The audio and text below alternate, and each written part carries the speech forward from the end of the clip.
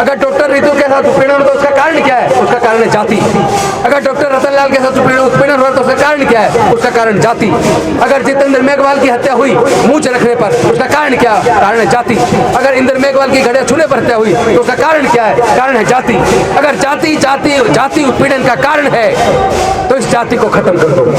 तो तुम भाई सारे अब कावड़ लेने जाओ, तुम जाके जागरण सुनो, कथावाचकों को जाके सुनो।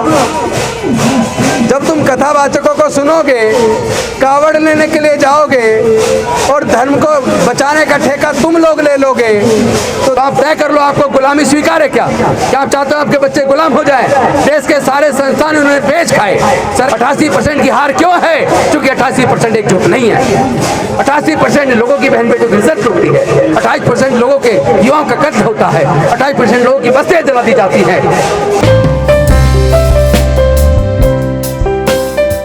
अगर डॉक्टर रितु के साथ उत्पीड़न हो तो उसका कारण क्या है? उसका कारण है जाति। अगर डॉक्टर रतनलाल के साथ उत्पीड़न हो तो उसका कारण क्या है? उसका कारण जाति। अगर जितेंद्र मेघवाल की हत्या हुई मूंछ रखने पर, उसका कारण क्या? कारण है जाति। अगर इंद्र मेघवाल की घड़िया छूने पर हत्या हुई तो उसका कारण क्या है? कारण है जाति। अगर जाति उत्पीड़न का कारण है तो इस जाति को खत्म कर दो। क्या हम जाति खत्म करने को तैयार है? क्या हम आपस में जातिवाद नहीं करते? क्या ब्राह्मणवाद हमारे बीच में नहीं पनप गया? हम खुद मनवादी नहीं बन गए क्या? जब हम लोग जाति खत्म करने को तैयार नहीं है, अपनी बहन बेटी की शादी करते हैं, अपने बेटे की शादी करते हैं, तो अपनी जाति ढूंढते हैं। अरे काबिलियत देखो, जो आपकी बेटे की काबिलियत, आपके बेटे की काबिलियत है, वो काबिलियत देखो, जाति क्यों देखते हो? आपको कौन कह रहा है जाके आप शादी की डेट दिखाने ब्राह्मण के पास जाए? उसके पास क्या काबिलियत है? क्या आपके परिवार में पढ़े लिखे लोग नहीं है? आप आत्मनिर्भर बनो, अपने जीवन के फैसले खुद लो, बुद्धि और विवेक से लो। अगर उनके बताई हुई डेट से शादी सफल होती तो बताइए इतने तलाक के केस क्यों चल रहे हैं? 498 406 के मुकदमे इतने दर्ज क्यों हो रहे हैं? एक्चुअल कारण यह है कि हम लोग पैदा होने से लेकर मरने तक के संस्कार दूसरे पर निर्भर है। क्या जरूरत पड़ी किसी और के पास जाने की? अपना खुद का समाज का सारी व्यवस्था अपनी तैयार करो, अपने SC ST OBC और माइनॉरिटी को एकजुट करो, और कम से कम SC ST OBC अपने अंदर फैले जातिवाद को खत्म करो, आपस में रोटी बेटी का रिश्ता करो, और पढ़ाई को, शिक्षा को, ज्ञान को हथियार बना लो, अपनी वोट को हथियार बना लो, और 2024 में वोट को हथियार के तौर पर इस्तेमाल करो, और ऐसी शक्तियों को, ऐसे ताकतों को निस्तनाबूद कर दो जो लोग जातिवादियों को ताकत देते हैं, जो अन्याय करने वालों को ताकत देते हैं, जो उत्पीड़न करने वालों को ताकत देते हैं, जो बहन बेटियों की इज्जत लूटने वालों को ताकत देते हैं। ऐसे लोगों को 2024 में सत्ता से पूरी इतनी दूर भगा दो, यानी 200 से भी नीचे सीट आनी चाहिए। उनको समझ आ जाना चाहिए ये उत्पीड़न सहने के लिए बहुजन समाज के लोग अब तैयार नहीं है। मैं साफ कह देना चाहता हूँ, अरे ये संगठन जितने मर्जी बनाते रहो, उससे दिक्कत नहीं है। संगठन तो बहुजन ये मनवादियों के भी बहुत सारे हैं, पर कम से कम जब उनका कोई मुद्दा होता है वो सारे संगठन मिलकर एकजुट होकर अपनी लड़ाई लड़ते हैं। मैं कहना चाहता हूँ और पूछना भी चाहता हूँ, अगर दलित के ऊपर उत्पीड़न होता है, किसी का अत्याचार होता है, आदिवासी का अत्याचार होता है, किसी OBC का अत्याचार होता है, माइनॉरिटी के साथ होता है, हम जितने मर्जी संगठन चला रहे हो, कम से कम अपने सामाजिक मुद्दे पे, अपनी बहन बेटियों की इज्जत के लिए, अपने मान मर्यादा के लिए, अपने समाज के स्वाभिमान के लिए, तब तो कम से कम सारे संगठन एकजुट होकर लड़ो। क्या हम मिलकर एकजुट होकर अपनी लड़ाई नहीं लड़ सकते?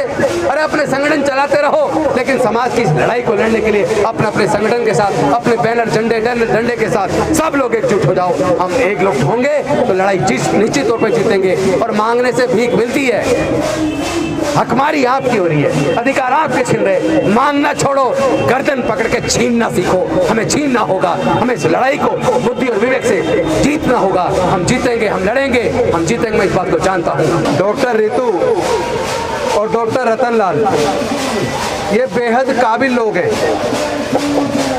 बहुजन समाज के लोग जब ज़्यादा काबिल हो जाते हैं तो भी लोगों को चुभने लगता है, लेकिन आप काबिल बनना जारी रखो। आपको ये समझना पड़ेगा कि ये सरकारें जुल्म करने वालों के खिलाफ कार्रवाई क्यों नहीं करती। दिल्ली के अंदर भारत को गौरव देकर, ओलंपिक पदक जीतकर भारत का गौरव बढ़ाने वाली पहलवान बिटिया इतने लंबे समय तक जंतर मंतर पर धरना प्रदर्शन करती रही, लेकिन केंद्र सरकार ने कोई कार्रवाई नहीं की। जिस कार्रवाई की उम्मीद की जाती है नहीं की, तो क्यों नहीं की? कौन से ऐसे कारण हैं? ये केंद्र सरकार इतनी तानाशाह क्यों बन गई?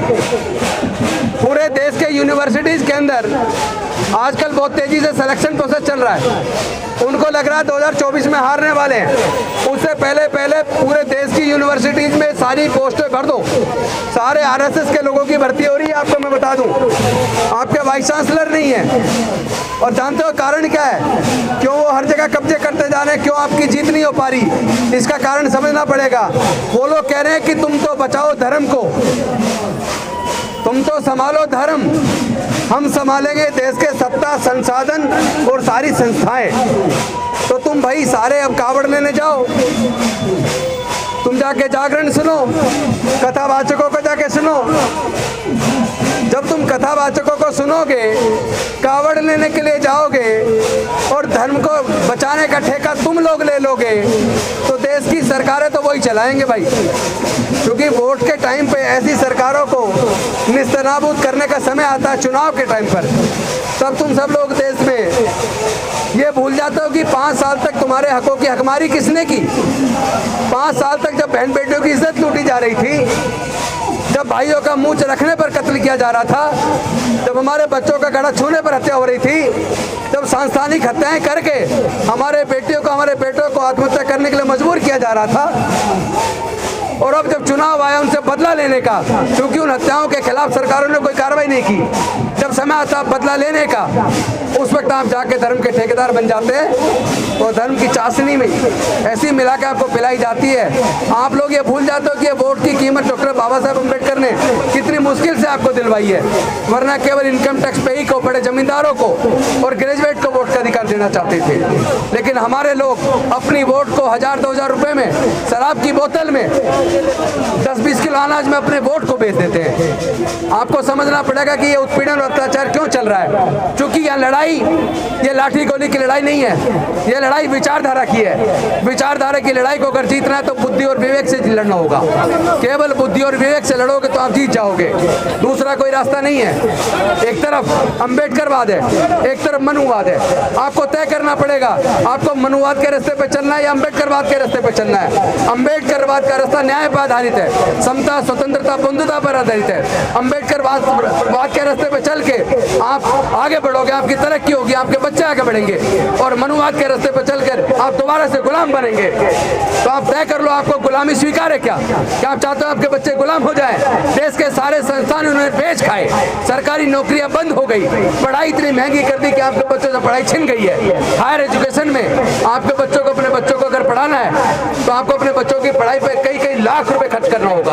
और लाखों रुपए खर्च करने की ताकत हमारे 99% SC, ST, OBC माइनॉरिटी लोगों के पास नहीं है। लेकिन आप समझ ही नहीं रहे हो, आप समझ ही नहीं रहे हो कि असली लड़ाई क्या है। आप समझ ही नहीं रहे हो कि डॉक्टर रितु को न्याय क्यों नहीं मिल रहा है। आप समझ नहीं रहे हो डॉक्टर रतन लाल जी का, जिनको प्रमोशन बहुत पहले हो जाना चाहिए था, इतनी काबिलियत होने के बावजूद उनको क्यों नहीं मिल रहा। आपको लड़ाई को समझना पड़ेगा। ये लड़ाई अम्बेडकरवाद बना मनुवाद है।